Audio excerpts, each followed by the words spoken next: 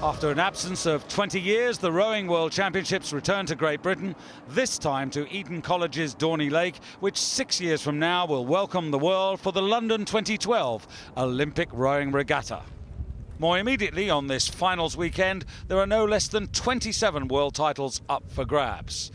A bumper entry of more than 500 athletes from 64 countries setting out at the beginning of this week in search of a place in this weekend's finals. Well, alongside me on a somewhat blustery and overcast Saturday morning, Olympic gold medalist and broadcaster Martin Cross.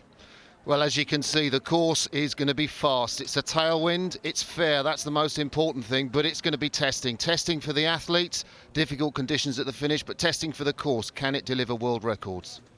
Well, that we'll have to wait and see. For now, though, sit back with Martin, myself, David Goldstrom, and the crowds on both sides of this excellent regatta course and enjoy the action as we head for the start for the first of our medal finals.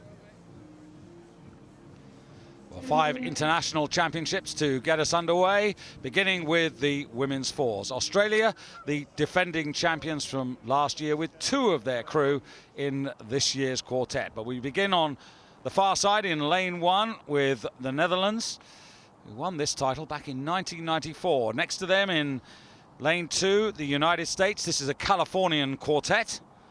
And then in the center of the echelon, the People's Republic of China. They were successful in this boat class back in 1993.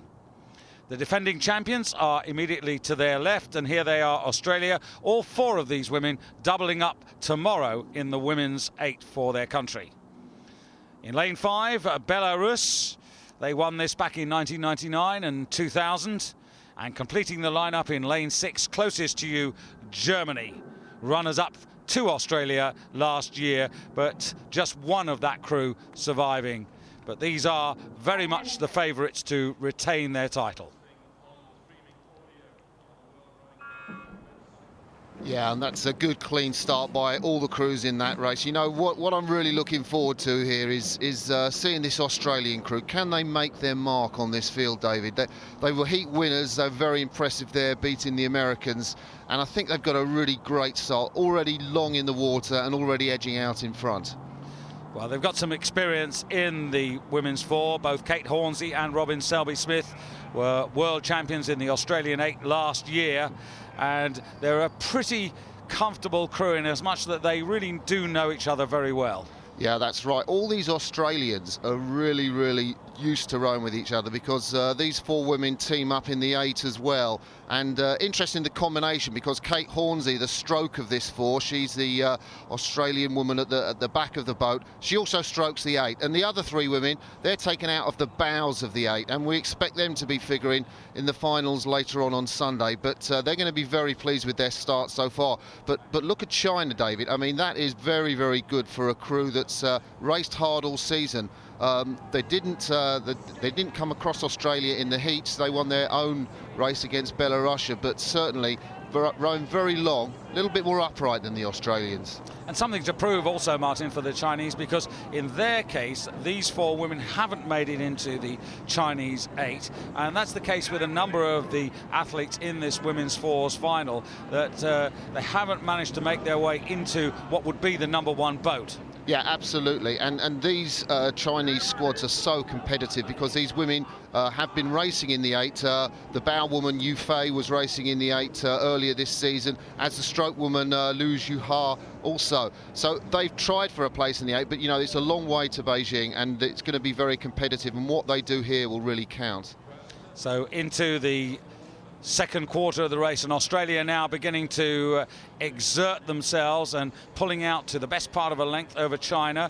Then in lane 6 in the foreground here, you can see Germany, Marlene Singe, who was 6th in the 8, also with her colleague from in the bow, Nora Verhan, who was also in the 8 last year. And they're just about into bronze medal position, but a long way to go. And we've got the Australian crew at quite a comfortable 35 strokes per minute. I mean, it would be very interesting to see what they do to 1,000 metres here, because with this time, I can remember this is a very old world record. I remember it being broken in Vienna by the great Canadian crew that formed part of that wonderful combination that doubled up and won 2 golds in the Barcelona Olympics. So it's a world record that stood for a long time. Yeah, indeed it was. 1991, and in fact, if you can remember then, it really was tailwind conditions in Vienna on that day. Absolutely. Turned round to head the next day, so we didn't get records in the 8s. But again, I think the Chinese, well, they're battling away. I'll tell you what I'm surprised about. We haven't seen much from this American crew. I know they're new, but really they're quite far back at this stage, and I would have expected them to be more competitive, certainly if they were comparable to the women's 8 speed. Yeah, they're only 5th there, but with only Belarus behind them, and some quite big gaps beginning to open up. Yeah, and what you just saw, there was, I don't know who caught that crab, but I guess somebody on stroke side, that's the side furthest away from us, just got their blade caught in. I don't think the water's that rough, but it does show when the boat's travelling fast that actually keeping clean is going to be at a premium, and they'll be glad, those Australians, they had a length lead at that point. And the damage they've done is due to 1:35.67 for their second quarter, Australia, and that's why they've now got clear water. And this field is looking a little like Indian file at the moment. Yeah, I think in these what are non-Olympic events, I mean, the standard of racing is going to be not as close as the Olympic events. Although I generally tend to think as a rule that sometimes in one or two of the women's events, the gap between gold, silver and bronze is perhaps a little bit more than the men's events. Well, this is looking like a fight for silver and bronze. On the near side, Germany, just 2 from the bottom of your picture there. That's Belarus. And in that crew, the very useful Natalia Helak in the 2 seat, who's actually an Olympic bronze medalist from the pairs in Athens, behind Great Britain's 2 Caths in that particular race. So she brings a lot to that crew. Yeah, I remember watching her race, and you know, in one sense, I guess that she's got a lot to prove being in this event. She was second in the heat to China, and really I don't think anything less than a medal is going to satisfy her. But well, looking at the Australians, it's really going to be, well, in fact the Chinese have closed up a bit, haven't they, David? Yes, they have.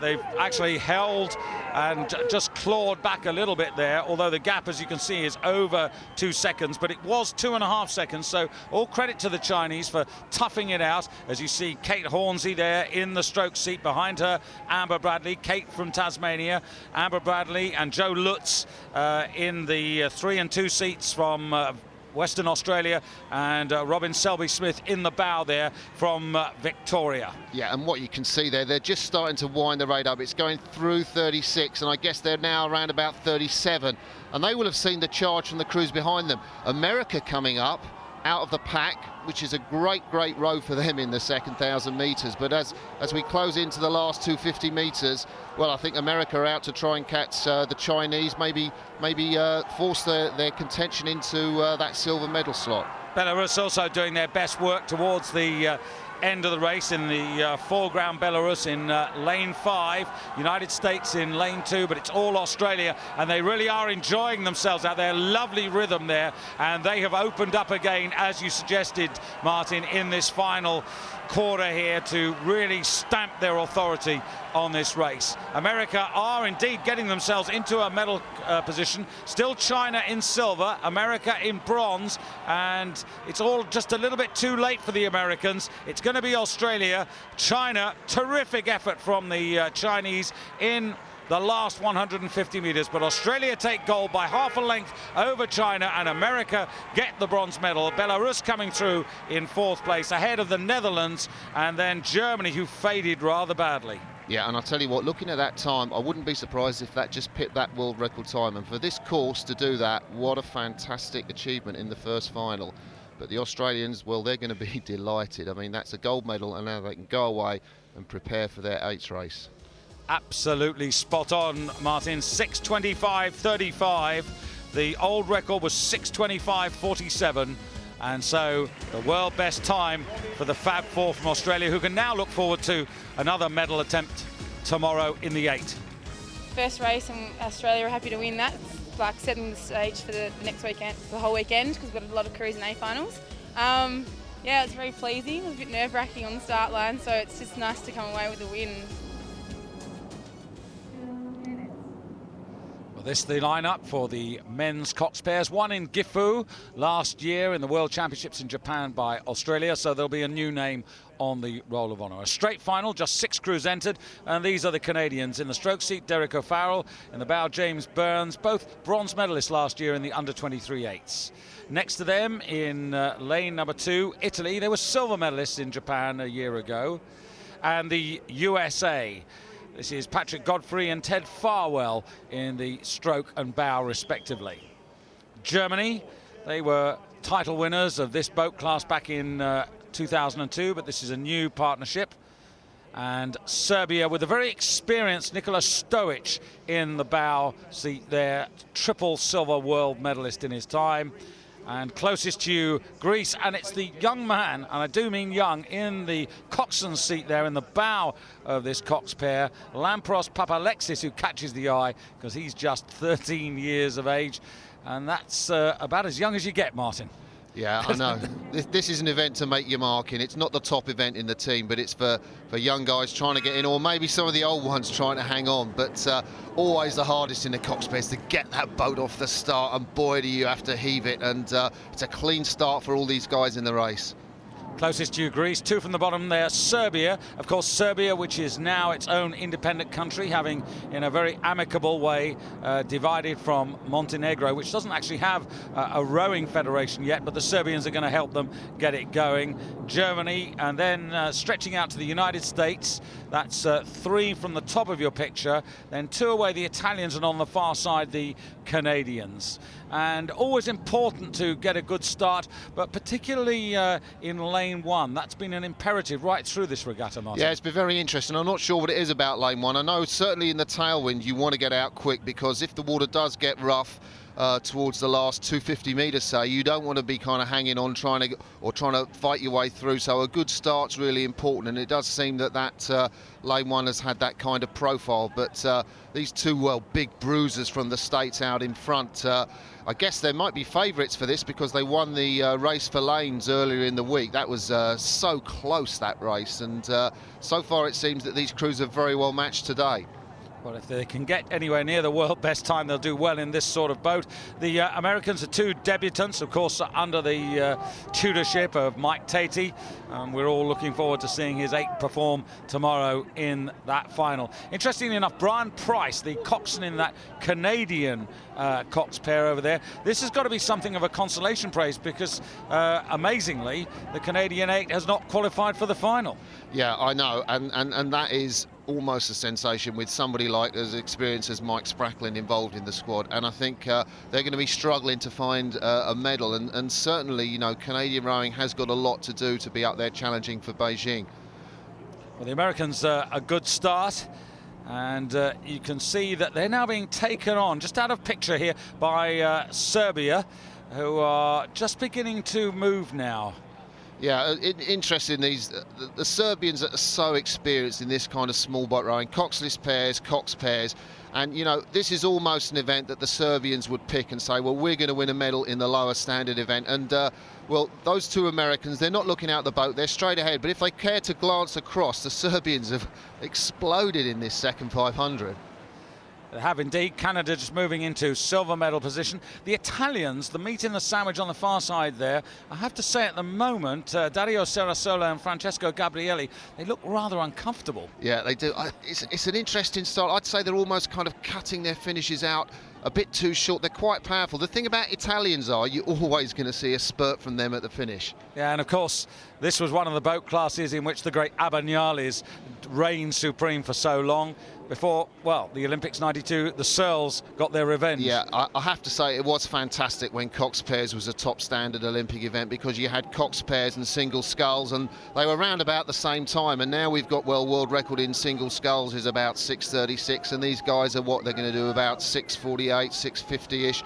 The standard is obviously much, much slower, but well, yeah, 3:23 through 1,000. I think that's on a decent pace, and these guys are going to be very, very hard to catch.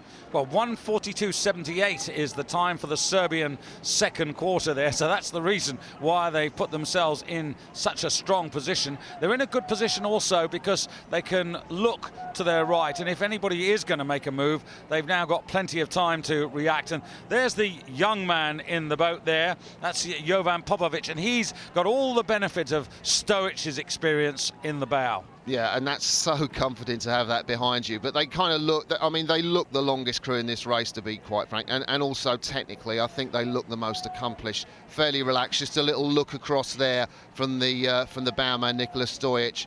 And he's got a few words. I guess that Stoic might be doing most of the calling. I don't know whether the Cox, Ivan Ninkovic, will actually take a key role in this, but somebody of Stoic's experience from the bow seat, well, certainly if I was rowing there, I think I'd want to call the race. Well, we talked about youngsters. He's only 17. In fact, it was his birthday yesterday, so the way it's going, he's going to have the best birthday present of all. Yeah, well, I mean, you know, if you're going to row a race, look at this. I mean, we had no idea of this when we saw the race for lanes. I mean, the Serbians did lead that, but they came in fourth place, maybe a length down on the winners. But I guess they were hiding this fantastic form in the middle 1,000. I mean, such great endurance. And well, just look at the length there. I mean, they get right round the pin, stretch right round. And what's more than that, they're very, very direct and quick into the water in these tailwind conditions. And that's accelerating this very heavy boat at its best potential. Past the helter-skelter, just into the last quarter of the race now, and Serbia look to have this wrapped up, but the Italians now really breathing all over the Canadians, and the Americans, well, big as they are, but they've really faded badly, and it is the two Italians which are giving chase there, or I should say three, because Andrea Riva is their coxswain from Como, the other two boys from Palermo and Naples, but the Serbians, well, unless something untoward happens, they've got this one wrapped up, Martin. Yeah, absolutely. But I think the interesting thing is going to be where the minor medals go, because there will be a closing up for places. I mean, the two Canadians, again, very competitive, certainly in under 23/8 last year, trying to force their way into the major side, and the Italians with that fast sprint finish. So although we can see the Serbians out there, there's a great race going on for the medal positions behind them. And 1:43.38 for the Serbians in the third quarter, and they have just opened it up. And on the far side there, it is Italy and Canada. Italy just getting the better of the argument. Canada on the far side. The Americans trying to counter-attack as well, trying to come back at the Canadians to deny them the bronze medal. It looks as if the Italians now have made silver their own. It's between the Americans and the Canadians coming past the big screen. The Serbians with about 10 strokes to go to the line, and they are not going to be caught. And this is quite possibly the first sporting gold medal for Serbia since they've become a new independent country. And Nikola Stoic comes through with Jovan Popovic in the stroke seat, and their young coxswain Ivan Ninkovic to take gold. Italy takes silver, Canada bronze ahead of the Americans, then Germany, and finally it will be Greece to come across the line. Well, it's a little bit of a coincidence here, because 12 years ago in Indianapolis, Croatia won this in a world best time, which still stands, I have to say, and they had only just celebrated the independence of their country, and now in similar fashion the Serbians have triumphed here. Two very important medals there. Serbia aren't going to get a lot of this World Championships, and Canada too, with their 8 not making the final, so don't underestimate the importance of this win. Prilično dobro. Od početka smo malo loše startovali, posle 250 metara smo izbili na čelo i povećavali prednost do samog kraja i preveli smo trku u kraju kako treba.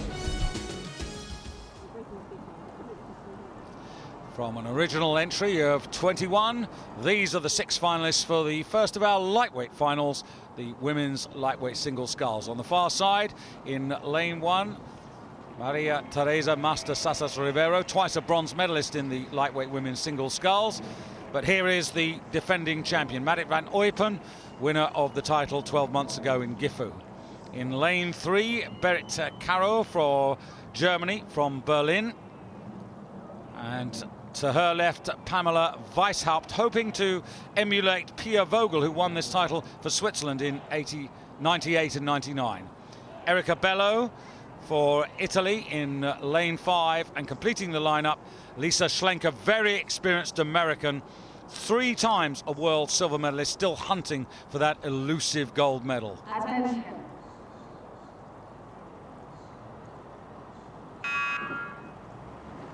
And I guess if Schlenker is going to make any headway in this, she's going to use her power. She's incredibly strong on the ergometer. I'd expect her to lead off. She gets under that 7-minute barrier, which is something for lightweight women. I think around about 6:56 her record, but even she can't compete with the speed of Berit Caro there. Well, the pace is really on the far side there, and that really is an explosive burst there by Berit Caro, member of the Hansa Hamburg club, and she's gone straight into the lead. And of course, none of these women must exceed 59 kilos, so in every sense this is a very equal opportunity.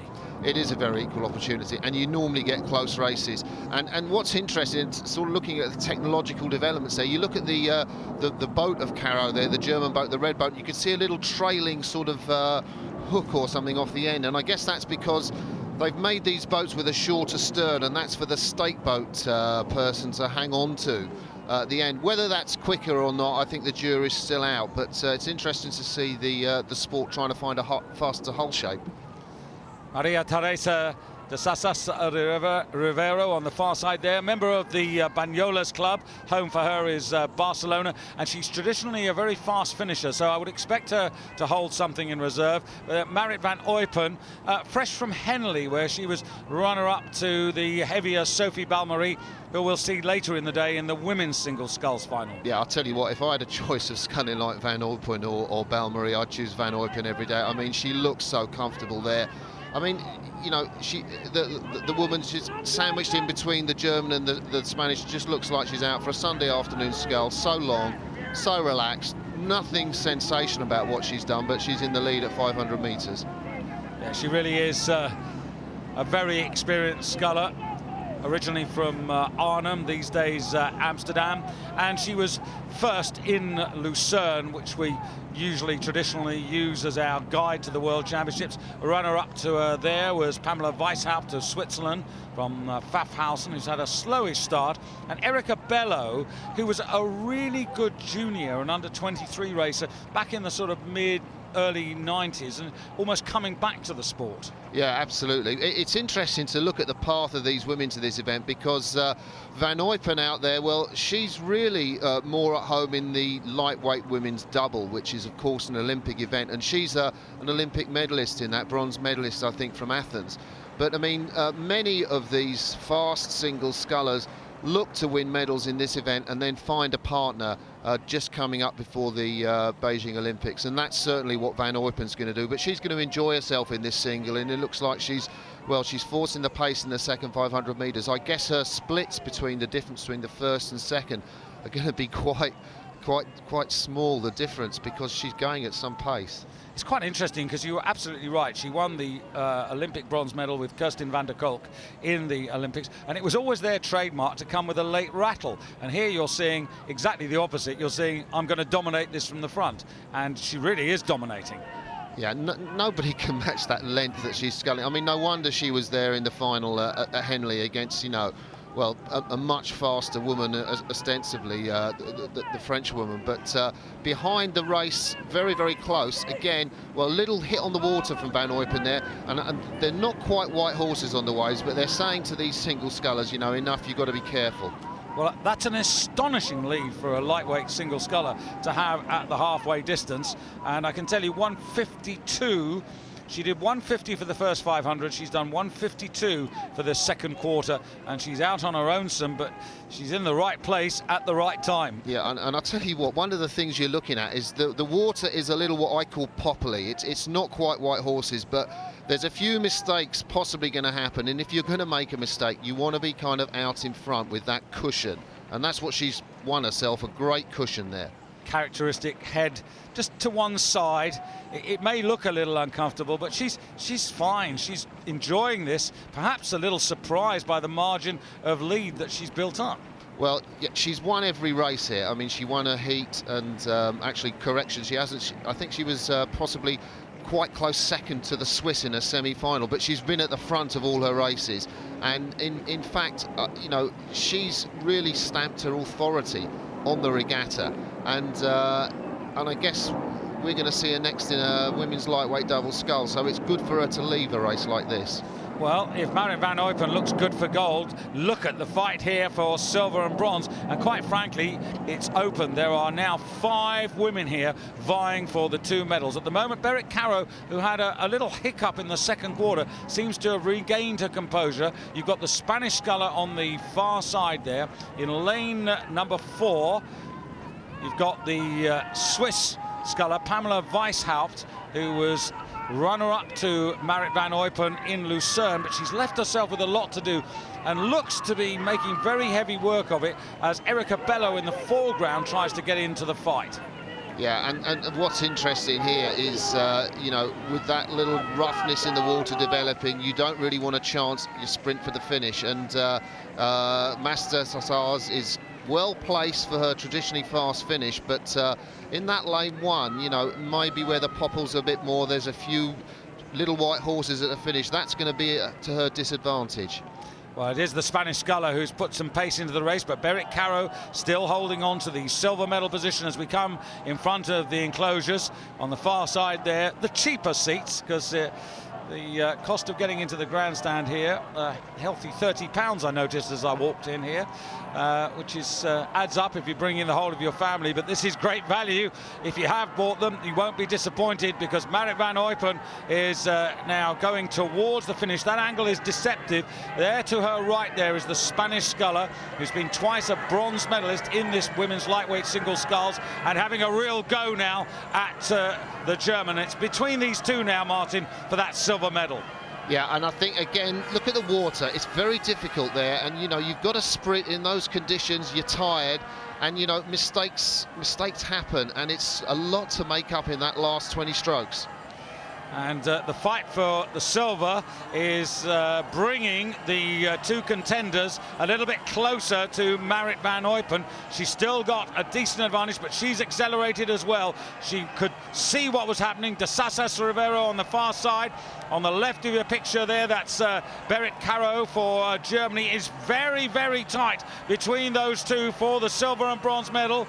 Marit van Uypen coming to the end of the race now. She's got enough in hand, and Berit Caro seems to have the strength to hold off the Spaniard, who now looks set for a 3rd bronze medal, and that's the way it goes. Marit van Uypen of Holland defends her championship. Berit Caro of Germany, an excellent silver, and Maria Teresa de Sassas Rivero, a 3rd world bronze. But the class act, Marit van Uypen. Yeah, she won that race in the middle thousand. Didn't really have to sprint much till the last 10 strokes. I'm a bit surprised the time, 7:32, is that much slower than the world record at 7:15. Well, perhaps Marit van Uypen just tying up, but nonetheless, a job really well done. And Marit van Uypen now able to enjoy the moment. What's next? Well, who knows? Maybe another attack on the women's lightweight double sculls in Beijing, or could she opt to join the Dutch women's 8?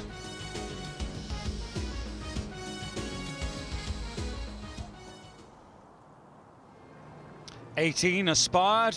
These are the 6th who've made it through to the final of the men's lightweight single sculls. So 72.5 kilos, the maximum weight for each of these men. Gerard van der Linden representing Holland over on the far side. And here for Slovenia, 23-year-old Bien Pislar from Koper. Then Juan Zunzunegui, experienced Spanish single sculler from Vigo. Zach Purchase representing Great Britain, world silver medalist last year behind Vasilios Polymeros of Greece. And here's the man who's replaced Vasilios in the lightweight men's single sculls, Elias Pappas. And Duncan Grant of New Zealand completing the lineup. He'll be closest to you, the 26-year-old from Ashburton in lane 6. Zach Purchase coming back after injury and showing that he meant business in Lucerne when he won that regatta 6 weeks ago. Yeah, I'm ever so excited about watching this race. I mean, Zach Purchase, you know, what a talent. Clear favourite, but I think Papas has been very, very brave, the Greek sculler, throughout this regatta, in the heat and in the semi-final. He had a fantastic race against Purchase in the heat and in the semi-final too. So I think these guys are going to be very close together. Yeah, and just the man who's got a really sluggish start there is Duncan Grant, just out of picture in lane 6, and you really can't afford to give that sort of ground away at this early stage. Yeah, I think it's kind of accentuated because Papas has gone out, you know, with a real intent. And it's interesting looking at Purchase because, I mean, he's been really focused just on what he wants to do. I don't think he's been fazed by the fast start in Papas. He's going to know that his time will come in the middle of the race. And maybe the New Zealander Grant will be similarly focused within his boat, but a few anxious looks across there from Van der Linden towards Papas, saying, well, he's almost got a length now, what do I have to do to keep up? Of course, Papas, another of the members of the Greek squad, inspired by Vasilios Polymeros. I think bronze medal in the Olympics has given belief to the whole of their squad. Yeah, very much so. It's a nice smooth style he's got. Where I mean, it's a nice contrast to the Spanish sculler Zunzunegui in the red there, because he's kind of absolutely heaving his boat through. It's kind of he was a semi-final winner, but he's not the most pure technically of styles to see. Yeah, he's pretty experienced. He's had a go at the Olympics in the lightweight double sculls in Athens. He was in 8th place. But Papas, well, he's set out his store here. The question is, can he sustain it? Could he possibly nick a medal? Quite frankly, if he could get a medal here, that would be an absolute triumph. Yeah, and where we're going to see the difference in this, I reckon, is in the sort of 4th 250, just coming up to 1,000 metres.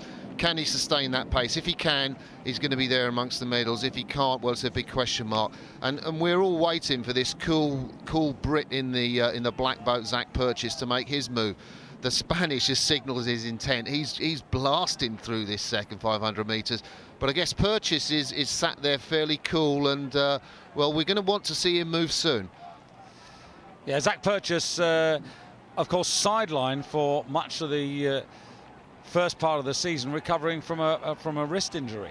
Yeah, it's fascinating to see the way he came back at Lucerne just to take that World Cup race and knock off his fellow Brit Tim Mayle, who'd won the World Cup event, I think, in Poznan previously. But basically, well, I mean, coming up to 1,000 metres, Purchase is looking complete class now. I mean, look at his technique.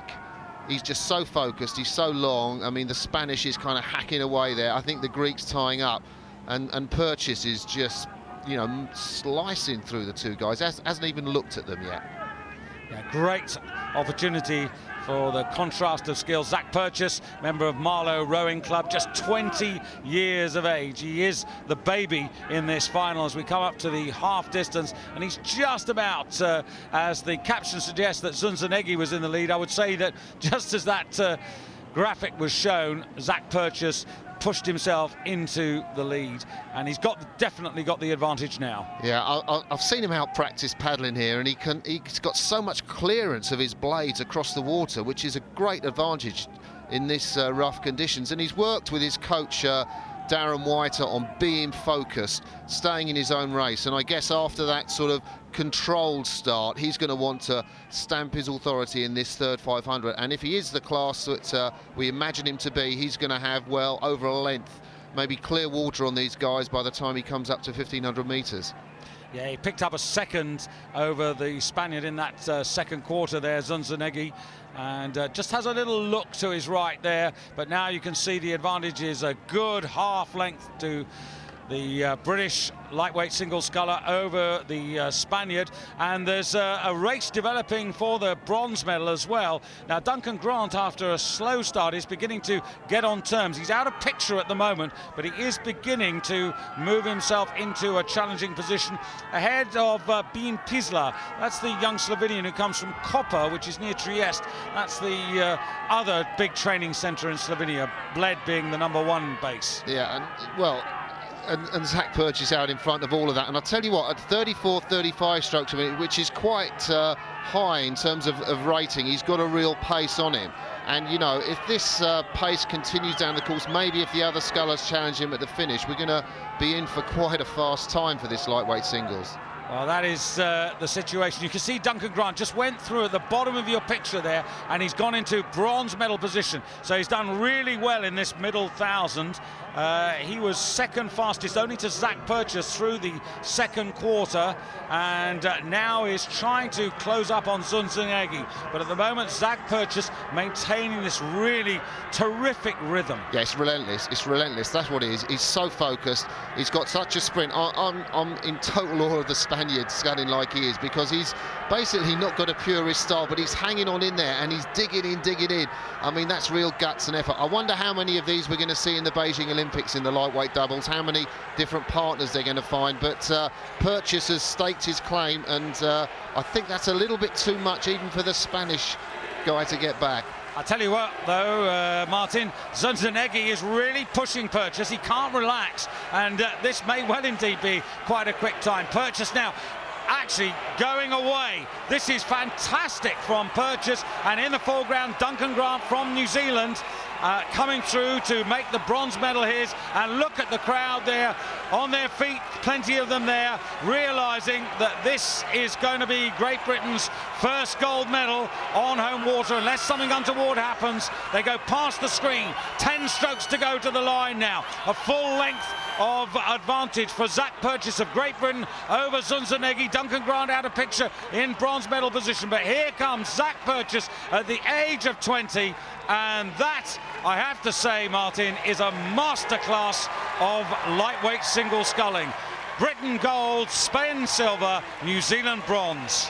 Yeah, and that time's pretty quick as well. I mean, it's pretty quick for heavyweight singles. He had one little look across the finish, I think, tiring, but it was a real show in how to focus in a race, and this is a guy we're going to hear more of in the future. Zach's winning time 1500ths of a second faster than Carsten Nielsen's world previous best from St. Catherine's in 1999. What a prospect this man is. Now he's got to find himself a partner for the Olympics. Oh, I mean, so much. You've done a huge amount of work to get here, and just winning in front of a home crowd like that is a feeling nothing can beat. Well, great to see a full complement of crews in this, the final of the men's lightweight eights, where of course the average weight must not exceed more than 70 kilos. Now on the far side, Holland, you've got to go back to 1994 to find their best, most recent result when they were fourth. Next to them, though, Denmark, who won in 1995 and are always to be respected in lightweight racing. In lane 3, Germany, who had a real dust-up in the heats with Italy, who are right alongside them in lane 4. Italy with a great pedigree also, like Denmark, in lightweight racing. They won last year, although that was only a two-country affair. But they last won before that in 2002. And then in lane number 5, the United States. 99 and 2000 were successful years for them, and completing the lineup, Poland, promising crew out in lane 6, which as ever will be closest to you on picture.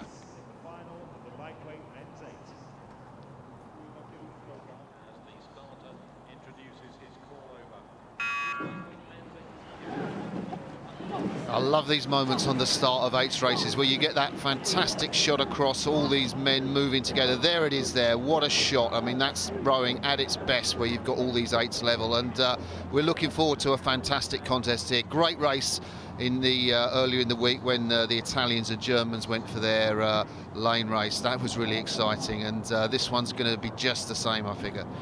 Well, clearly everybody's got the message that you need a fast start here, and going out pretty quickly are Denmark.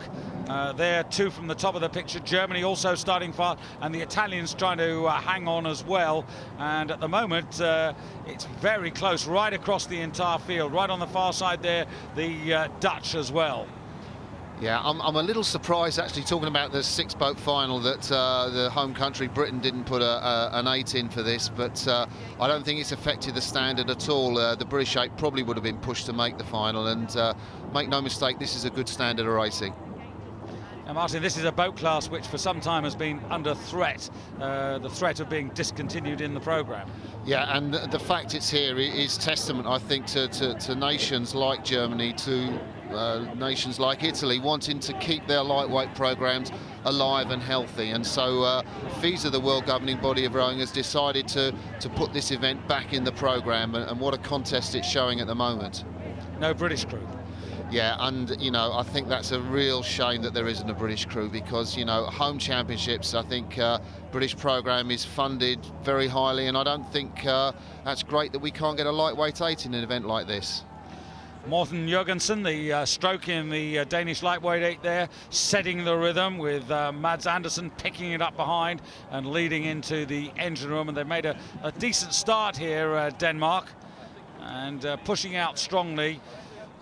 Denmark, a nation where the questions are asked, they usually find the answers, but it's a very tight affair out there at the moment. Yeah, they've got such a legacy in Danish lightweight rowing. I'd hate that, because the Danish 4, that fantastic crew in lightweights, they made lightweight rowing into a sprint. Just go out, start your race as you mean to carry on, and these guys in the Danish 8 are trying to follow that trend up at about 39 strokes a minute, which is quite high, I think, for an 8. And I guess, you know, questions are beginning to be asked to them, and the Italians, lower rate of striking, but I think those Italians have got a great technique. You know, I love that acceleration through to the finish and the synchronicity with which they accelerate the boat. You can just see they're getting hold of more water than the Danes there. And Denmark just by a whisker from Italy, then Germany, Poland moving up, and the Netherlands lot out of it. But it is actually at the moment the Italians who we need to keep your eye on, and in particular watch out for the man who's sitting in the 4 seat. Great competitor, Franco Sancasani, 5 times a world champion. You can just spot him with a beard.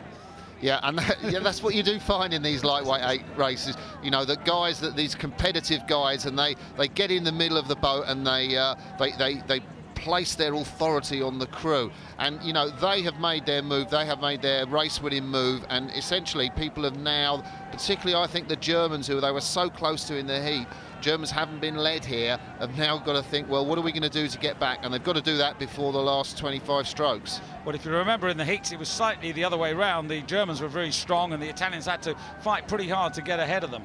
Yeah, I know. But the thing is, I mean, just a little look across from Fabrizio Gabrielli, the stroke. I mean, that's a half smile, because I guess you're going to love to be in the position of looking back in these fast tailwind conditions, because you know it's going to be harder for the guys on your right to get back into the race. So he's very pleased, I think, with his work in the third 500.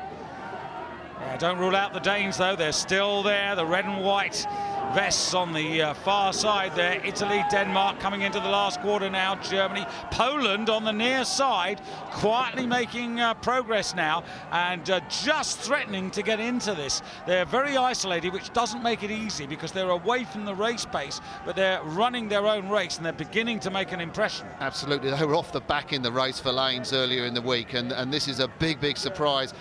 Almost in front of Germany, would you say, at this point, David? I mean, where have they come from, the Poles? I'd be surprised if they beat the Germans, but basically I don't think anybody expected them to get a medal. Well, hang on a second, Martin. Look at what's happening here. Poland are vying with Denmark as well, certainly on the far side. Moving up also there in lane number 5 of the United States of America, with Cameron Booth in the stroke seat there. And this is a fantastic final, because everybody's involved. Only arguably the Dutch are out of this. It's Italy, though, striding away, and this is a very impressive performance. The Italians moving forward to try and retain their title. Last year they only had to beat Japan. Now they're really beating a class field. Yeah, this is superb. And you want to be looking back as Italy against the race, which is, you know, struggling fantastically for that silver and bronze medal. Yeah, and just at this moment it looks to be between Germany at the top of the picture, just beyond the Italians, and Poland right underneath you. Italy take a terrific goal, defend their title. Germany just get there ahead of Poland as Denmark fade. But What a crew, and just look at the delight here from these men to have held on to this title. And this, as you said earlier, Martin, a really high quality field. Fantastic field, and Tomasz Kowalak, the Polish bowman, you know, celebrating like mad. But just look at the German, Mark Riffel, in the bow seat. Italians cross the line, he stops rowing and nearly hands the Poles a silver medal there. Italy, tactically perfect. Germany, poor in the third quarter. Poland, the fastest finishers. Il nostro problema era tenere il contatto con la Germania i primi 500 metri, perché in batteria ci avevano sorpreso un po', ci avevano dato 2 secondi e alla fine l'avevamo presi, quindi il nostro problema era stare con loro nei primi 500, perché sapevamo che comunque alla fine il problema sul passo era più forte, e così è stato.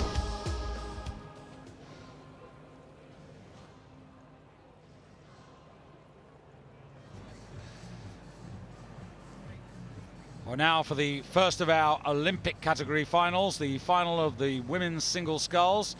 22 entries, these are the finalists. Over on the far side from Krasnodar in Russia, 33-year-old Yulia Lavina. To her left, representing France, Sophie Balmarie, fresh from her success in the Princess Elizabeth Cup at Henley Royal Regatta. And here's the defending champion. She's won it 3 times, Ekaterina Karsten-Kodatovic. She's looking for that 4th title. Of course, she's already got 2 Olympic golds as well. Perhaps her greatest challenger will be Mirka Napkova, last year's silver medalist in Gifu in Japan. And Frida Svensson, the Swede from Falkenberg, who's been improving all through the season. And completing the lineup, Michelle Garrett for the United States of America, who took bronze behind Napkova and Karsten 12 months ago. Well, there's Karsten looking very focused. She was ranked number 2 in the world behind Katrin Boron last year, but she's very much number 1 in the world coming into this final. Attention.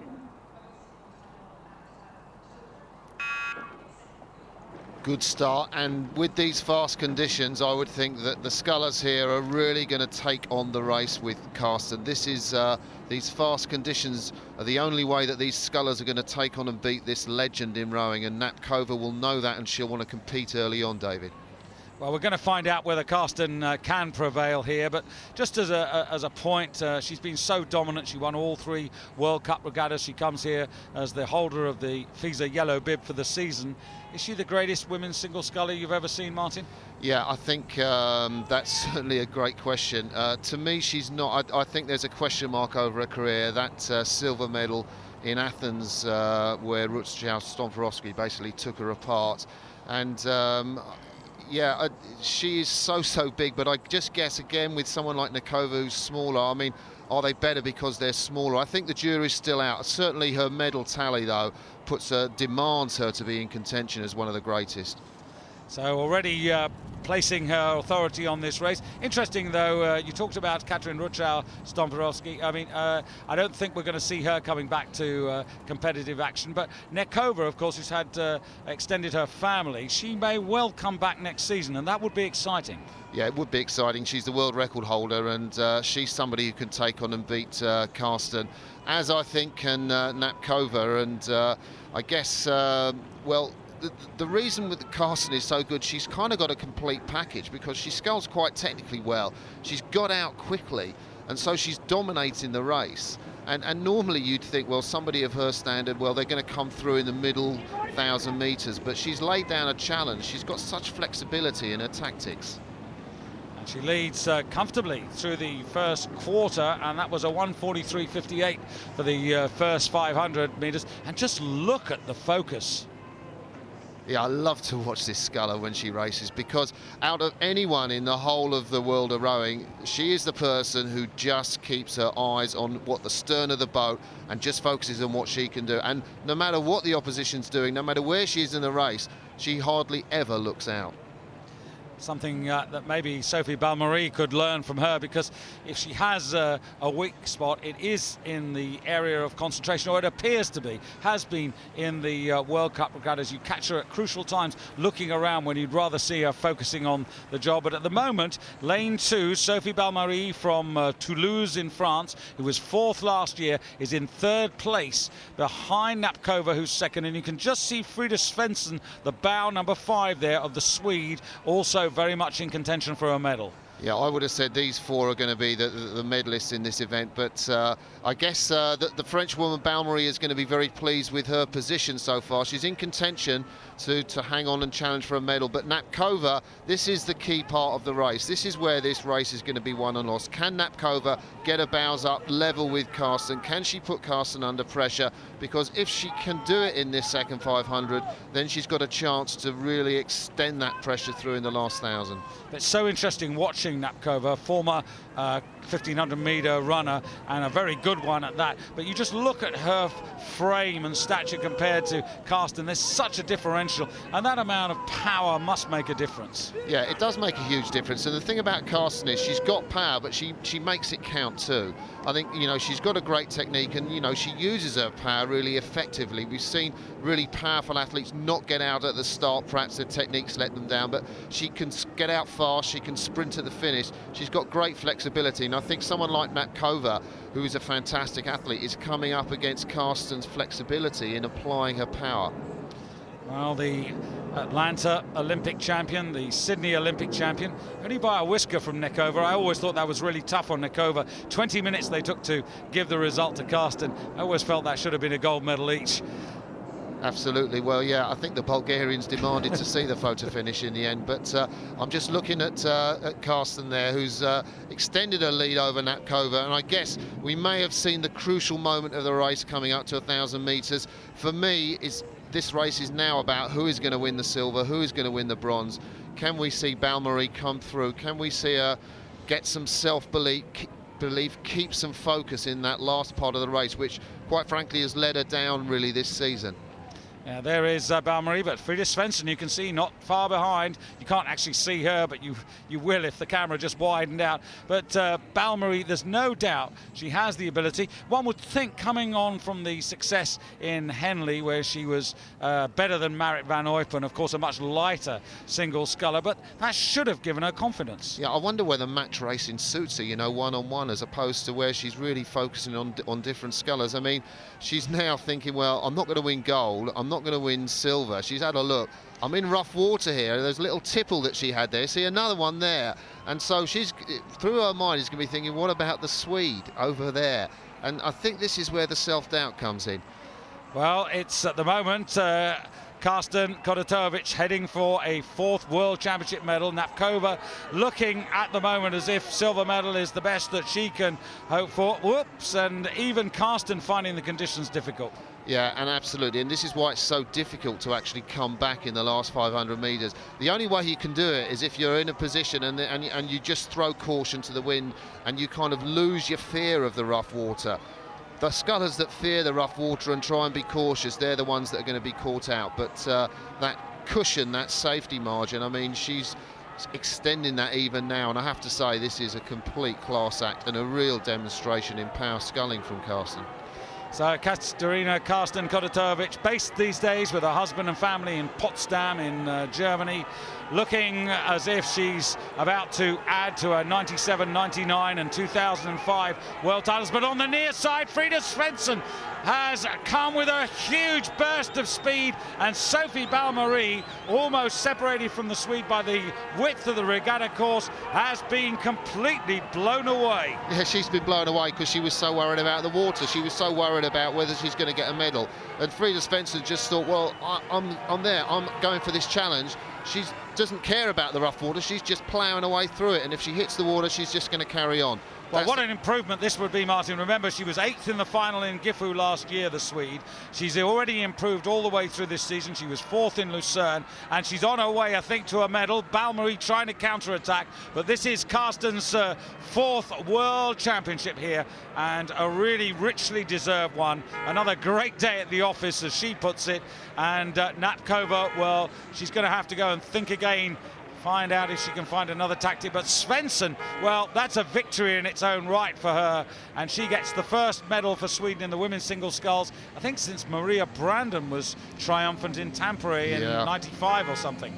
That was it, and yeah, a great name to see, a new name on the FISA medal rostrum. I think it's interesting looking at that, the distance between the first Carsten and the third, 7 seconds. It's more in women's sculls than you'll see in the men's. Well, I think Carsten will have found that surprisingly easy. Too much pace for Natkova. Svensson, oh so determined.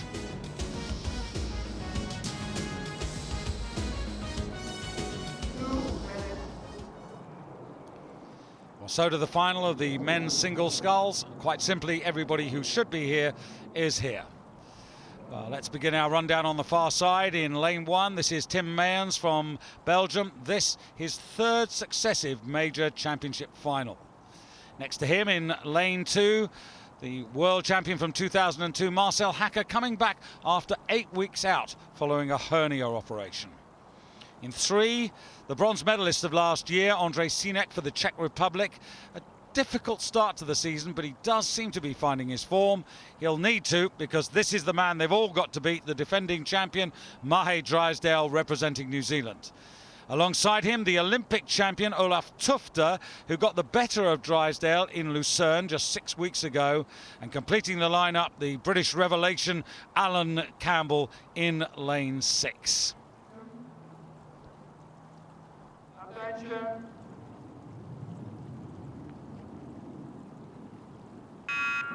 Yeah, great start, and Hacker's gone out like a 100-metre runner, bursting out the blocks, and Campbell too has been a sensation this season with his fast starts. He's set the pace, and that's why these scullers are going out so quickly, because Campbell's done these fast starts in the season, and now Hacker feels he's got to live up to the pace. And look at that rating. He's gone and looked across there and thought, catch me if you can.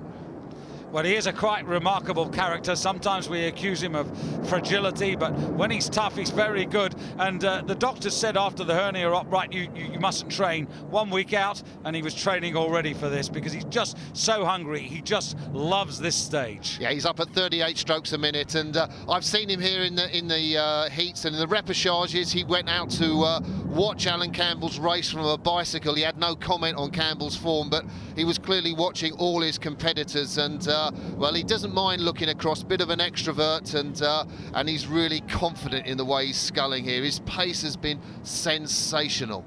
Yeah, like quite a few, he's been up at high altitude training. They usually go, Andreas Mal, his coach, and him, they usually go up to St. Moritz. Yeah, St. Moritz is the favoured location. You've got a great length of lake there, but I think the question for the British supporters here is Campbell going to be able to keep in contact in the second 500 metres? And already he's finding the pace hard going. Normally early in the season, Campbell will be out in front.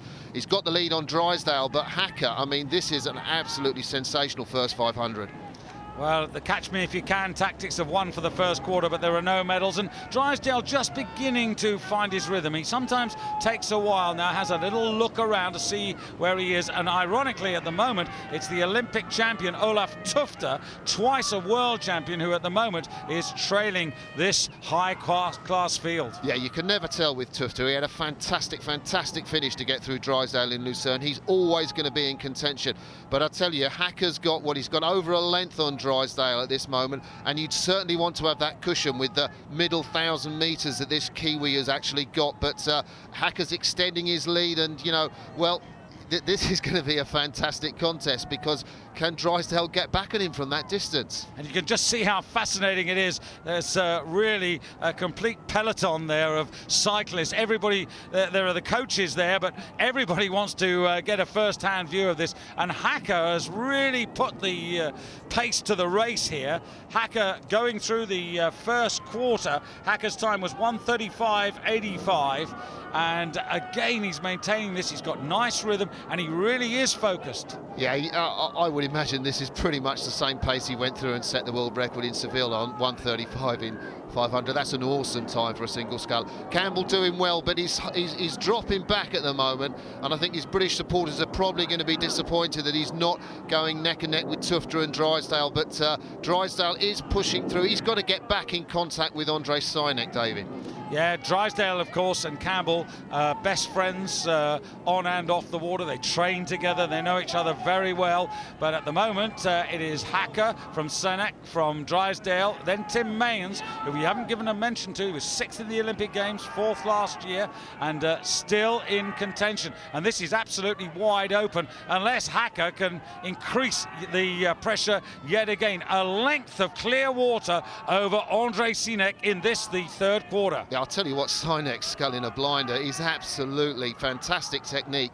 He's come out of that fantastic Czechoslovakian quad, and he's really got a great technique. And I think to compete with Drysdale's second 500, be ahead of him in the third 500, he's got to be smiling at the moment. But I tell you, looking at Hacker, he looks composed, he looks cool, and basically, I think this race is going to be, will Hacker blow up? Will he stay the pace? Well, the news for British fans, not too good. 23-year-old Alan Campbell, the man who won the first World Cup regatta in Munich, was second in Poznan, only 4th in Lucerne. But at the moment, he's right at the back of the pack, and there seems to be no obvious reason for that. And Hacker now being closed on a little bit by Singe and Drysdale. Drysdale really waking up to the fact that he's got to put some pace in. Yeah, and he's left it in these conditions. He's left it late because it is rough. And it's going to put a premium on really good sculling. This is a test of technique, it's a test of hardship, but this is fantastically difficult to come back in those conditions, David. But this is the moment for Hacker, because as the others come up and really challenging now, can he hold it together? You can see he's just looking to his left, and what he's got to do is to really now dig deeper than he's ever dug. He's won the world title once, but if he could win it and regain it today, that would be absolutely sensational. And at the moment, he's done everything absolutely right. Yeah, this is a sensational scull from Hacker, from Singe, and from Drysdale too. He's already made up ground in the third 500. The water's starting to get rough. I would think with the rough water, Drysdale's going to find it awfully difficult to get back on Hacker, who still looks smooth in front, and he's moved out again, David. And it is Drysdale who's the closest challenger now. He's got past the Czech on the far side. This very impressive New Zealander from the West End Rowing Club, and he now is accelerating.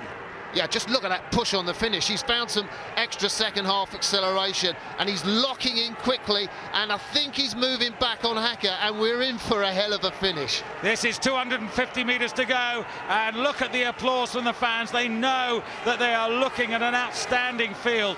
This is fit for an Olympic final, let alone a World Championship final. As they come in front of the grandstands, this is a privilege. Drysdale is overhauling Hacker. Hacker looks worried, and he looks to his left, and Drysdale's on terms. Yeah, and look, I think Hacker's gone, but no, Hacker's gone again. What a fantastic, where's he found that burst from? And Drysdale, well, it was a sustained burst, but he's going to have to go again, and here he goes. Drysdale goes again. Hacker, the shoulders just beginning to rock a little bit. Drysdale comes up alongside him. Hacker now with Drysdale as they drive towards the line. They're in the last few strokes to the finish, and it is the champion who's defended his title. That is a fantastic men's single sculls final, and a fantastic race by the men who take gold and silver. Drysdale the gold, Hacker the silver. But for what Hacker did there, he probably deserves a gold as well. But there can only be one winner. Yeah, and he's holding his head in his hands, not only because of the race, he's just got another world record there. What a fantastic time. But I tell you what, when Drysdale went, he just was looking straight down the boat. He didn't look at Hacker and say, well, where are you? He kept in, he did his sprint. It was enough to get past a brave, brave man. Arguably the best singles finals ever. The first two both inside the previous world best time. Oh, it's a very special gold today. You know, it's being the first time I've ever defended my title, and it's also my late grandfather's birthday today, so it's a really special day, and to have the Kiwis sort of cheer me home was just fantastic. And Beijing 2 years' time. Yeah, you know, that's what we're all aiming for. That's what I really want, and you know, well, this is very important to me. That's my big goal. So we've got 2 years to keep improving and keep building. 2 minutes. Well, I wonder if lightning can strike twice. Mahe Drysdale, a year ago, starting a golden hour for New Zealand. This the final, though, of the women's pairs on the far side in lane 1. Denmark. This partnership who were 9th a year ago in Gifu, so they've done better. They're in the final this time, and they're up against the defending champions, Nikki Coles in the stroke seat, Juliet Hay for New Zealand. Against them, Canada, Darcy Marquardt in the bow, Jane Rumble in the stroke seat, closest to you. And then representing Germany, Elke Hippler in the stroke seat, having a little yawn. That's often quite a good sign, actually. Shows you're a bit on edge, strangely enough. And here, Megan Cook and Anna Mikkelsen for the United States. They won in Lucerne, so they're certainly not out of this. And completing the lineup, the Dutch Annemarieke van Rumpt and Annemieke de Haan, who came out of last year's bronze medal 8 for Holland. So here are the two Canadians, winners of their only World Cup visit this season. That was to Munich.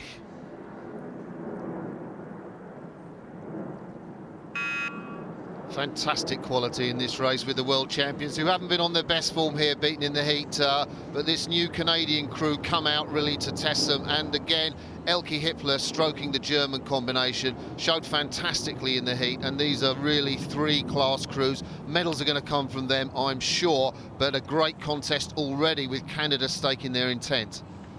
Yeah, they found a really good acceleration and rhythm. Jane Rumble from Fredericton in New Brunswick, and partner from Richmond, British Columbia. And these two, they've been very quiet in their preparation. One or two people thought, well, why didn't they come across and get involved in Lucerne? Basically, it was a combination of doing their own thing and also funds being just a little bit tight. Yeah, and I think Al Rofe, the director of Canadian Rowing, has been clever with what his team's done this year. And I think these two women have been clever too, because this is something different. We haven't seen this from them here. Although they won their first heat, I don't think they were as dominant in that heat as they have been today, and really posted their intentions. Yeah, so good start from these two, who've got quite a lot to live up to. Canadian women's pairs over the years, well, there have been some terrific ones, notably, I should say, Robinson and Luke from 97 to 99. And if I go back even earlier, the chatty one and the silent one, that's the Marnie McBean and Kathleen Heddle. Yeah, fantastic combination and a real heritage. And I think this is really Canada's best chance for a gold medal in these World Championships. And what a position to be in at 500 metres, out in front, nearly a length.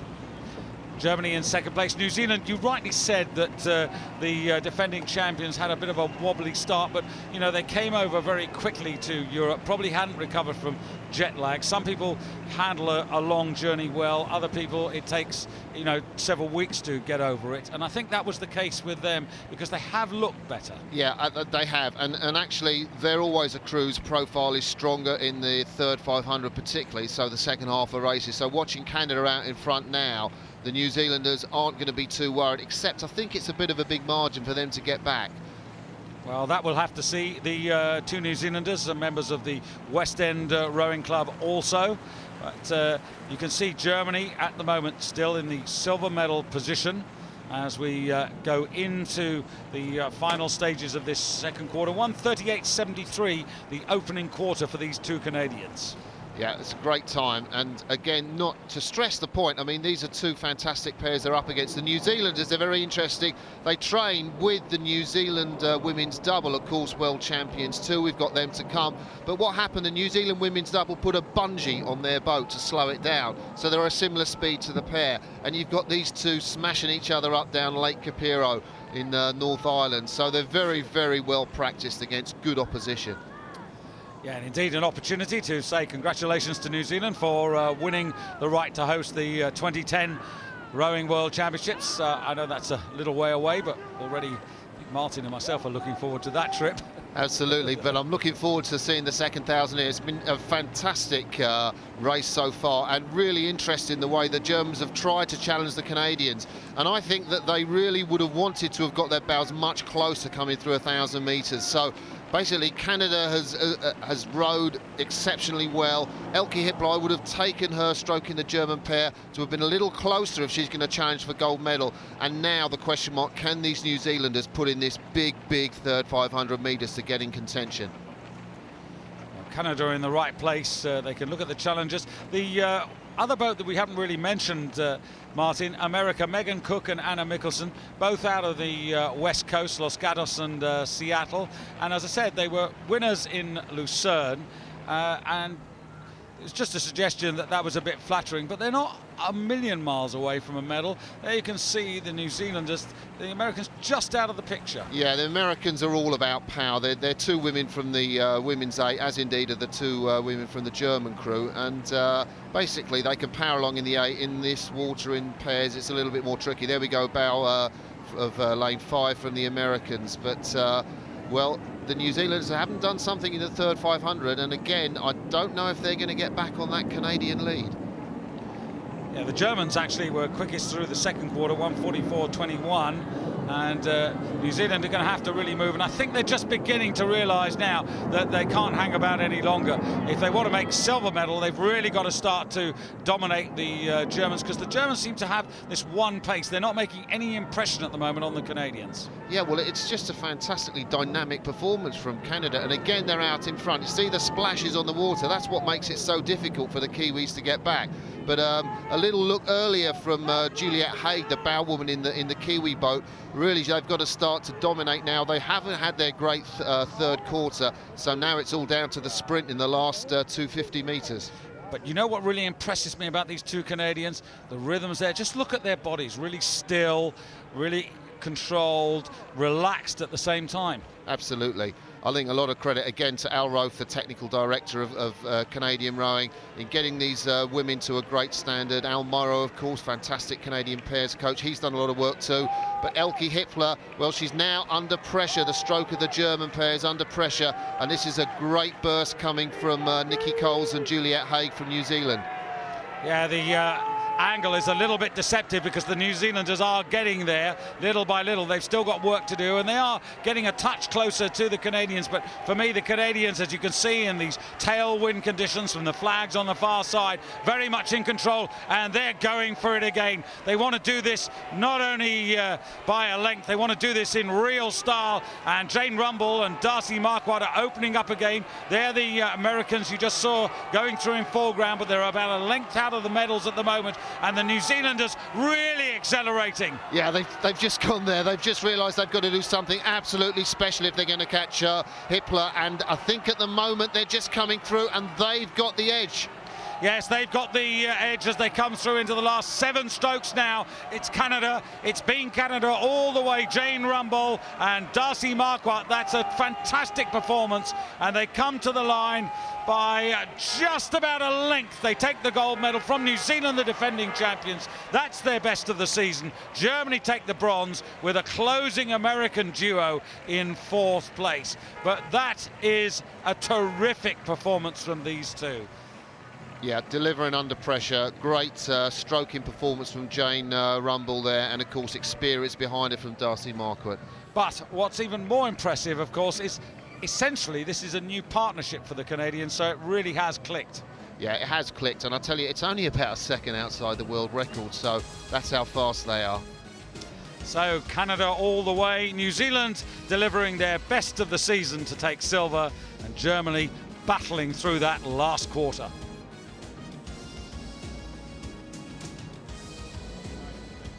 This is our first season together, and so we're off to a good start leading into the next couple of years.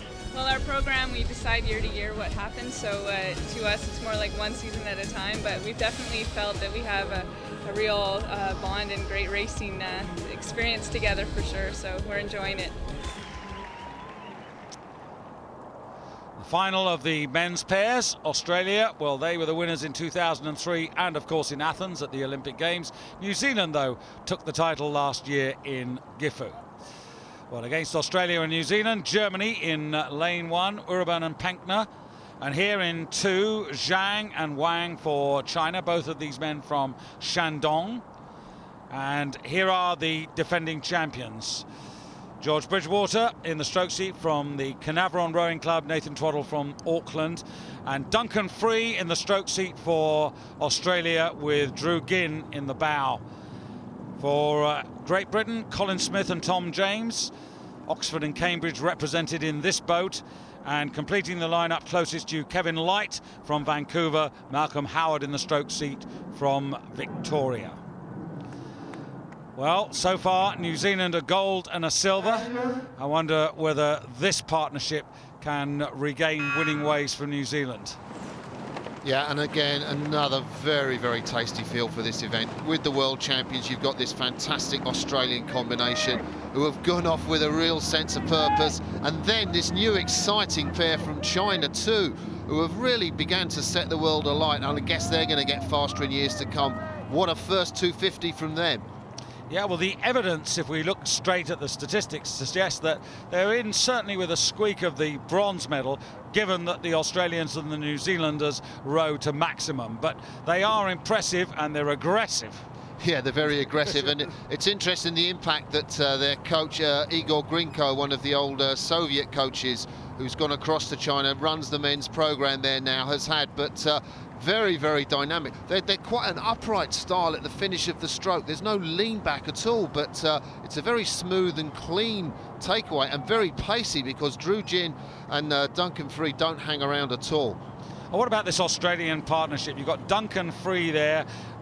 Well, he's won so much, hasn't he? He's won Henley Royal Regatta, he's won the Head of the Charles, he's won the President's Cup, goodness knows how many times. And then you've got Drew Ginn, of course, who, with James Tompkins, took the Olympic title in 2004. Is this another partnership made in heaven? Yeah, well, it's a partnership made in heaven, but it's a convenience partnership for the Australians, because these guys both live in completely different parts of Australia. They don't fit into their system. So Drew Ginn trains down in Melbourne, and Duncan Free's up in the Gold Coast. And they just rode together on training camps, and the Australian selector said, well, you guys try and go and make a pair go. And look what's happened. I mean, they're out in front, and these guys will have winning gold here on their mind, and then probably getting into some boat for the Beijing Olympics. So China being pegged back by Australia, New Zealand in third place. Here in lane 5, the British, Colin Smith and Tom James, two youngsters really, only 22 each of them. Yeah, another sort of convenience pair. I mean, both of them, one from Cambridge, one from Oxford, they didn't fit into the national system, so the coach Jürgen Grobler said, well, you go off in a pair, see if it works. Sensational result in Lucerne, nearly beating the world champions, just failing in the last 3 or 4 strokes, and they've been very fast here after recovering from illness. But again, another major contender from the British pair, I would think. And the Canadians on the near side, Kevin Light and Malcolm Howard, also not that far away. Not the quickest start from the Canadians, but they're still in contention, although they're going to have to move pretty soon to close the deficit. But it is Duncan Free in the foreground, Drew Ginn, and opening up to something like a length. So after that dynamite start by the Chinese, who opened up in 1:30.88, here we've got Australia, and they've got that length of clear water with New Zealand and Germany on the far side, also very much on the premises. Yeah, I mean, you know, as good as New Zealand are and world champions, all credit to them, there is no way they're going to get back this margin at 1,000 metres. I mean, the Australians are a class act. They won fantastically in Poznan. I think they've got exactly what it takes to get over this water cleanly. Duncan Free, the experience of a sculler in the stroke seat, and that is an awesome lead to have had at this stage of the race. Are this pair better than the Drew Ginn and Jimmy Tompkins pair? Because these sort of questions are going to be asked now with a performance like this. Well, there is a rumour that Jimmy Tompkins is thinking of coming back. Yeah, a rumour he's thinking of coming back and hopefully racing the best British boat, which he feels he was cheated out of in the Athens Olympics when Pinsent and Cracknell moved from the pair to the 4. Did you say the best British boat?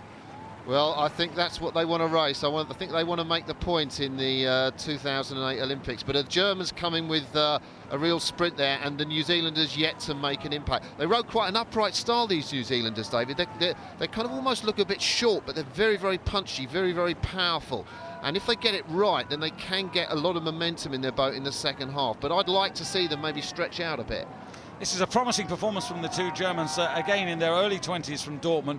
These two men who came out of the 8 from last year, which got a bronze medal, and they were 3rd in Poznan, 3rd in Lucerne. So it's not been a bad season for them, and they are really in contention. Yeah, and again, this is a class field to be in, because I think this Australian pair, the times they're posting down the course, 1:30 for the first 500 metres and 4:42. I mean, again, that's on and around world record pace, but it's a huge margin to have at this stage of the race, David.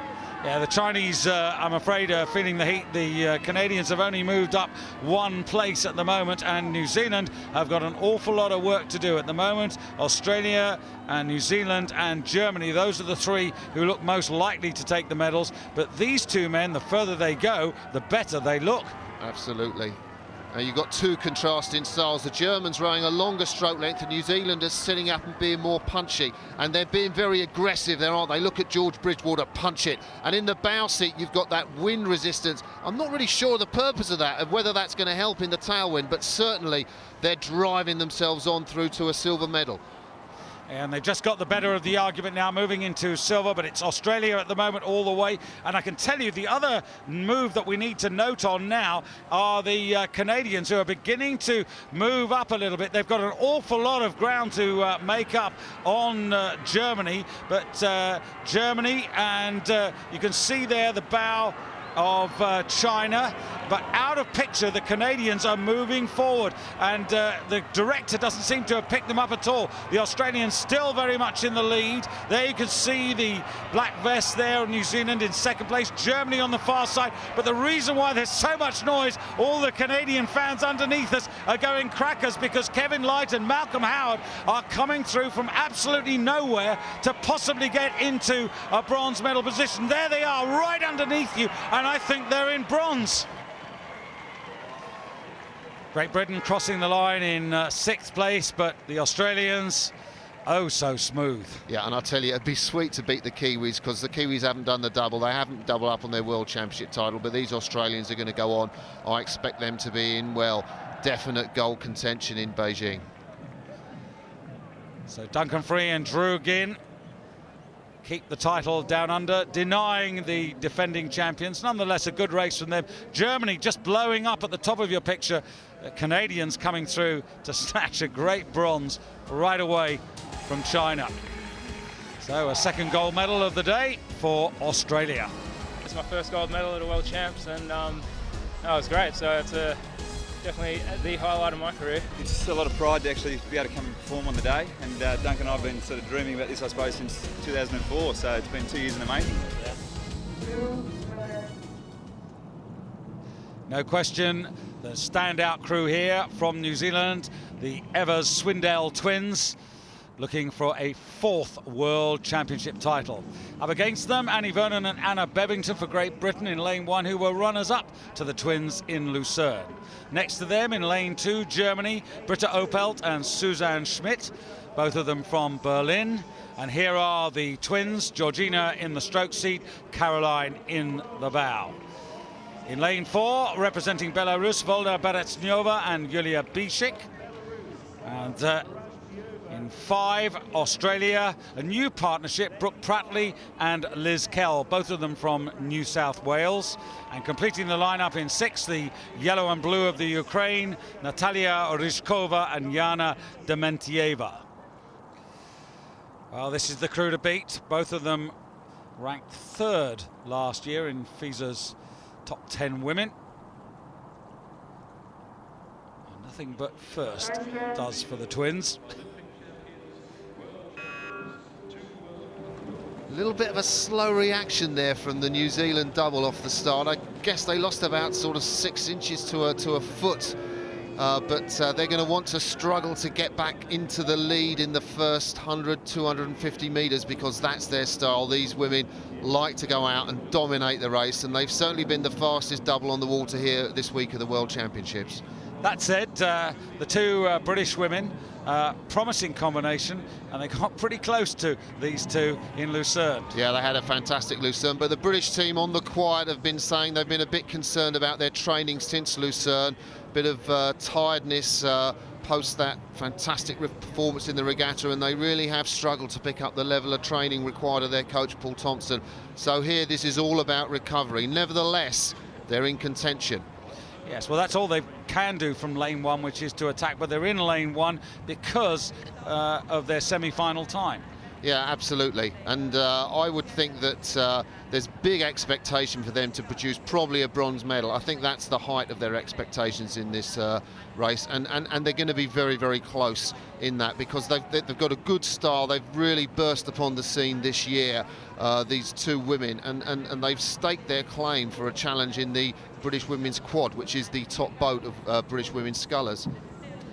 Well, here are the Evers Swindell twins from Hamilton Rowing Club, 27 years of age, and no reason why they're not going to go on to Beijing and defend, and indeed continue through to the London 2012 regatta on this very course.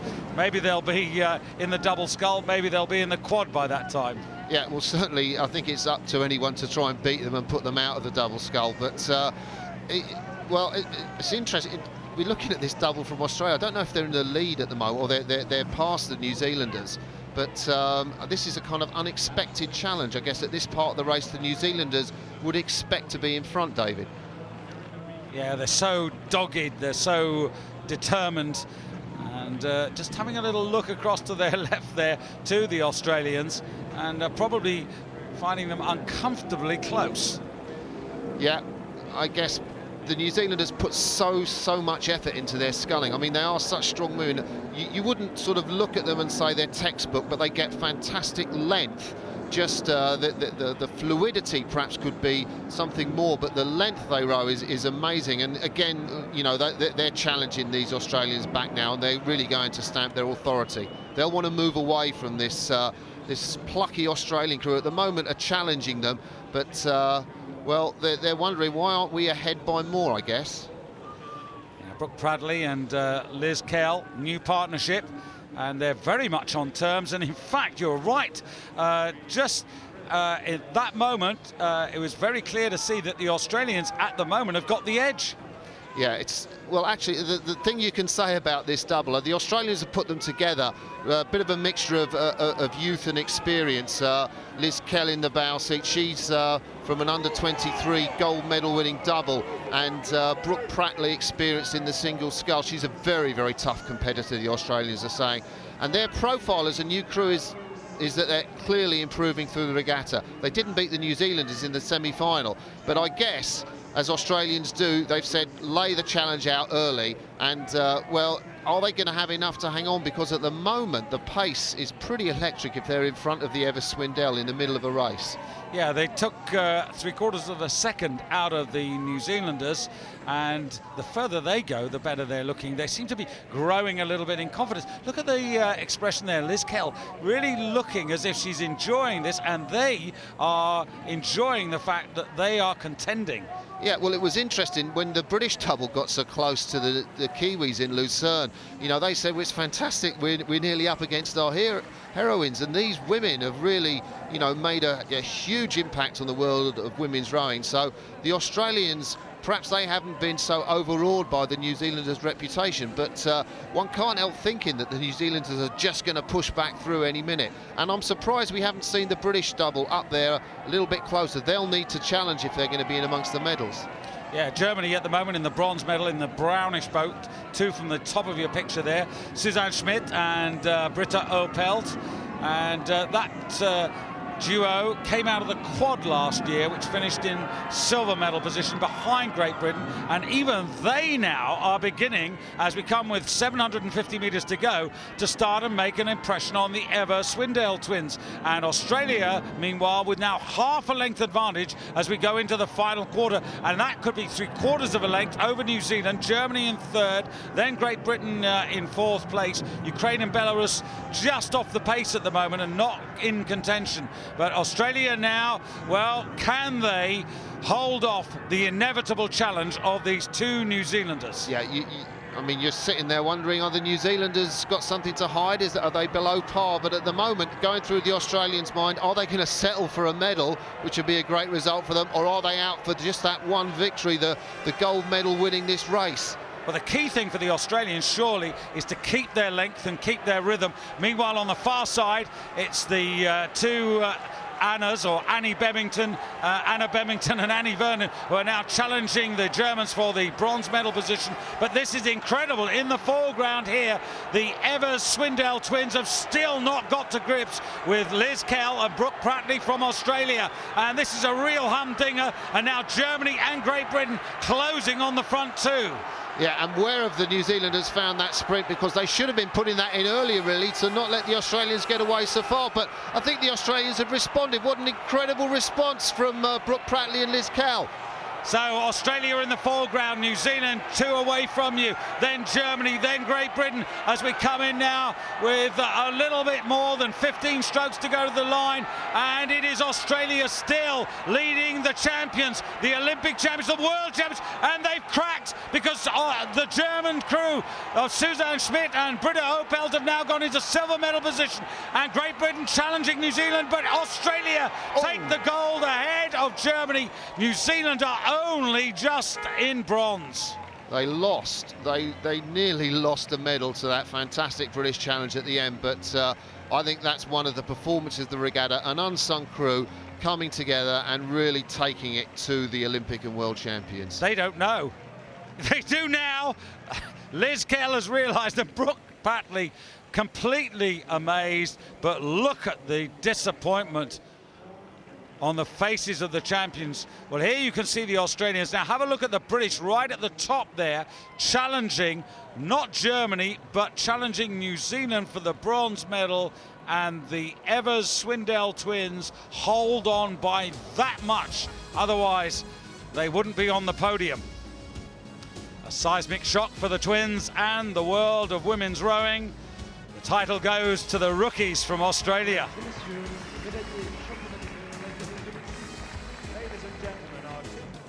I guess we came into this, you always come into this going, you know, wanting your best, but we didn't realise our best could get us a gold medal because this is such a new combination. We've never raced it before, this world champ. So we sort of thought we have a good race, we'll be in the minor medals, but I guess we didn't really expect, you know, yeah, we're going to go out there and win gold, sort of, yeah. 2 minutes. The defending champions in lane 3 and the holders of the world's best time in lane 4. Here are Belgium in lane 1, Christophe Rees and Steen Schmulders. They were 6th a year ago in Japan.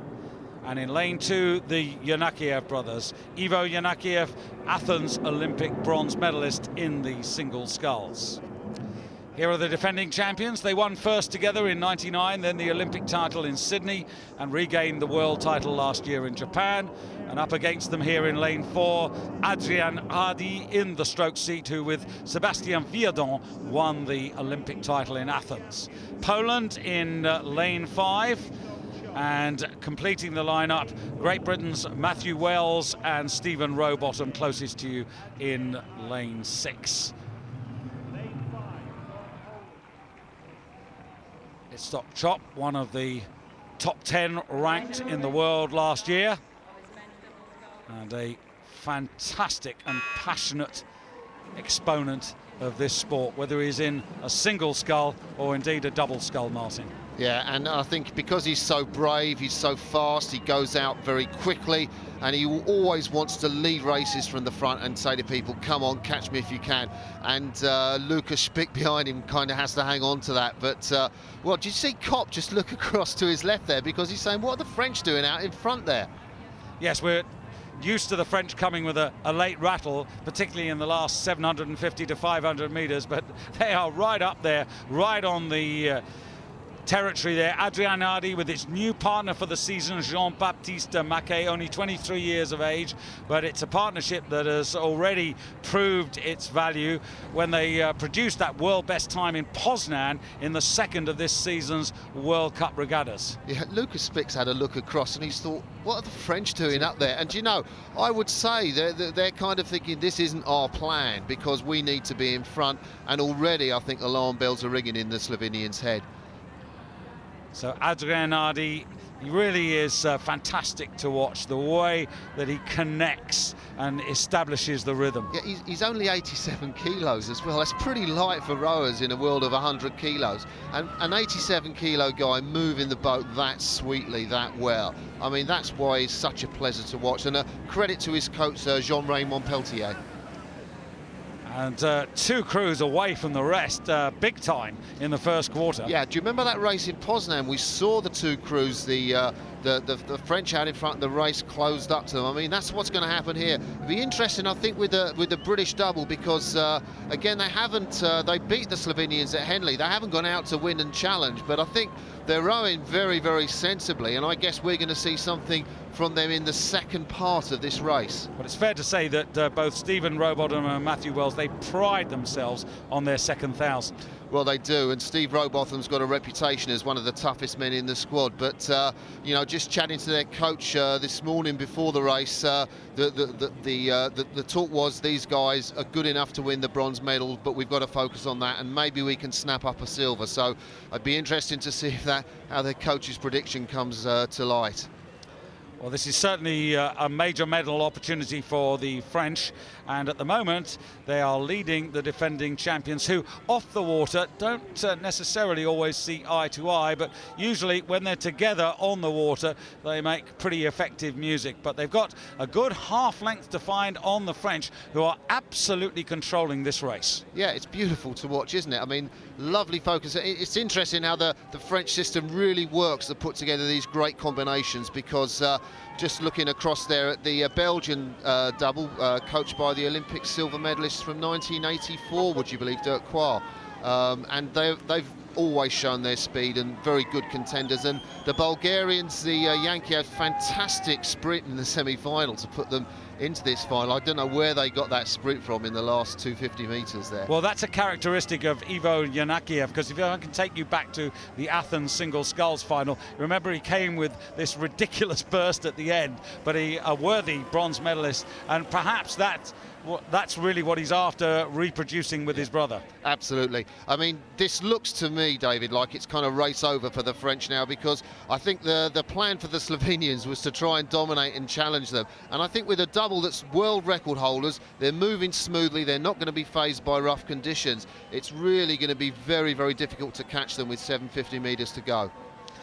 Well, the French with a length almost on the Slovenian. Istok chop, though, never to be underestimated. Luka Spick, but if you can just look at the body language there, particularly of Spick there, you can see the pressure. Yeah, these guys are racers. They love looking out, saying, where are they? What can we do? They're not just eyes in the boat. They're sort of aware of everything around them. They really want to compete, want to race, and they're definitely going to go all the way for this. Yeah, and don't be confused by that graphic. It is Istok on the left there in the stroke seek and Luka in the bow. Meanwhile, over on the far side, still Belgium. Great Britain making a little bit of progress. They're out of the picture, of course, in lane 6 as we come to this crucial third quarter. But it's more than a length to France, ahead of the defending champions. And then a big gap, and Great Britain just moving into third place, into bronze medal position as they go into the final quarter. And Great Britain moving 1:33.02 for that third quarter. And that's why they've gone into bronze. Yeah, their coach Mark Earnshaw is going to be delighted with that, but they've got a lot of work to do if they're going to maintain that medal position in the last 500 metres in this rough water. But sometimes, you know, it's an advantage being in lane 6. Those two crews, Belgians and Bulgarians, are going to be pushing on for that bronze medal too. In the foreground here, Poland, Michał Szloma and Marcin Brzezinski, but they were 9th a year ago. They've done well to get into this final, but in the foreground here, you can see Stephen Rowbottom from the Leander Club and Matthew Wells from University of London, both club, and they've got the bronze medal within their grasp. Yeah, it's great for Matt Wells. He's always been in the doubles finals, never medalled. Steve Rowbotham, he had such a hard time last year in the national squad, but really he's shown his absolute class and why he's regarded as so tough. And whilst we look at the battle for the bronze medal, I can tell you nothing's really changed up front. Adrien Nardi and Jean-Baptiste Maquet still with a commanding advantage over the defending champions Itzhak Chop and Luca Spick, who you can see. But it's French blades that are going to be first across the line here. And that is a fantastic performance, tactically brilliant. And they've executed that so well. They are the champions. Slovenia are in silver, and Great Britain, you can see the delight there from Matt Wells and Stephen Rowbottom from their bronze. But look at Jean-Baptiste Maquet in the bow there of this French double scull. First time ever at the age of 23 a world champion, and his feelings will be similar to those of Matthew Pinsent back in 1991 when he got his first gold with Steve Redgrave. Yeah, absolutely. I'd like to see Matthew Pinsent try to do it in a sculling boat, though. That wasn't one of his strong points, but fantastic for the French, putting this system that puts together these doubles time after time. Wells and Rowbottom for Great Britain, indeed the fastest through the final 1,000 metres. The champions, Spick and Chop, deposed, but these two Frenchmen, exultant.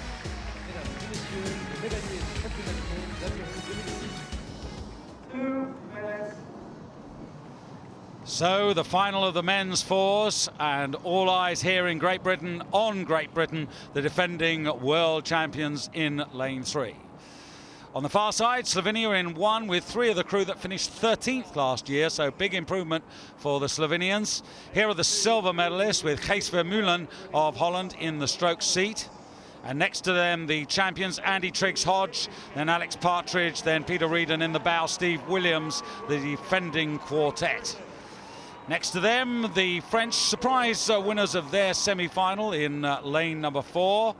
All of them under 23 gold medalists. Then Germany with the very promising Philip Adamski in the stroke seat. And last but not least, the United States of America with 2 gold medalists from last year's winning 8 in the engine room of this Mike Tatey #1 boat. Steve Williams, Olympic gold medalist from Athens in the bow for Great Britain. Thanks very much. United States of America. Attention.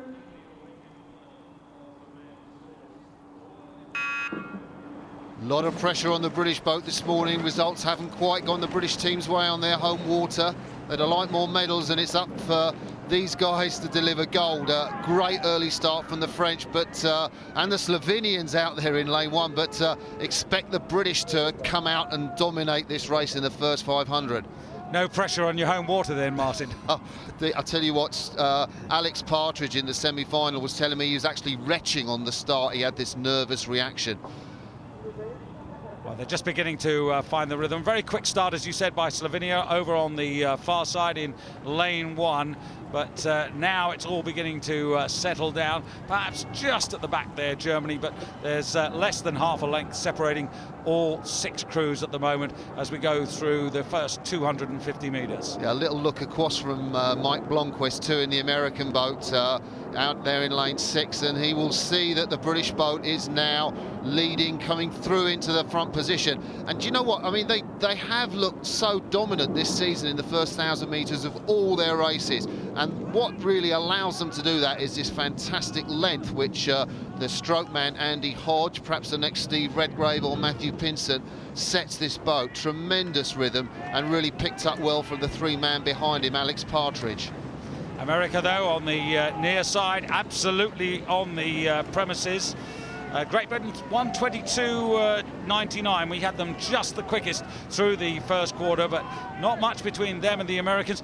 The disadvantage for the Americans was that they weren't quick enough in the semi-finals. That's the reason they're in lane 6, and that's why they've got this difficulty of being slightly detached from the pace. Yeah, they are slightly detached. Remember, they had that fantastic re-row against the Kiwi crew to get into this race. And I guess they're going to be a bit tired, really, and Mike Tatey won't have wanted that. But I guess the shape of this race will be decided in this 500 metres, because we would expect to see the British crew dominate now and perhaps get clear water. Well, Martin, there we can see Steve Williams, Peter Reid, Alex Partridge and Andy Triggs-Hodge. You know these men very well. What does each one of them bring to this boat? Well, Stevie Williams in the bow seat, he is the racer par excellence. He's just absolutely sticking that blade in as hard as he can. Peter Reid is very calm, collected, introverted, but he's a massive lung capacity, 9.38 litres. You could see him sucking in each breath, bigger than any man in this race. Alex Partridge, he's the real flamboyant one, transmitting Hodge's rhythm, and the extrovert. And Hodge at stroke, well, he just rose a commandingly long length, and he's tough as can be. Well, that's the crew to beat, coming up to the half distance there, and by not much. Great Britain still ahead of America. Slovenia very much there in bronze medal position with the Netherlands, who have this characteristic late charge. Yeah, they row beautifully, the Netherlands crew as well. They're very, very fluid. They're perhaps the most fluid crew in this race, but I'd say that's a great race from the Americans crew at the moment. Tatey forced to take these 4 men out of an 8, which he thought was quicker than his Athens gold medal 8, to put them in the 4s by the American Olympic Committee. Doing well to be up close to the British through the 1,000-metre mark, but you know, again, the British putting on a show of Coxless 4s rowing. Yeah, the Americans just in the foreground, just coming in there.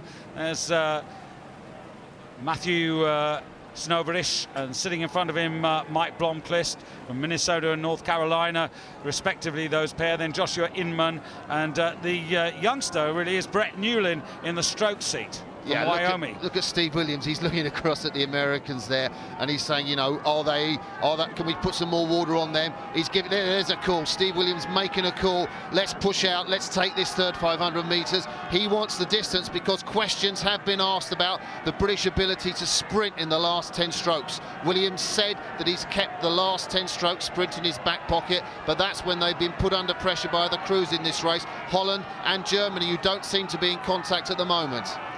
Yeah, they don't at the moment, but there's a lot to play for out there. America going through. There's the Netherlands. Germany just about moving into 4th place there, ahead of Slovenia and France.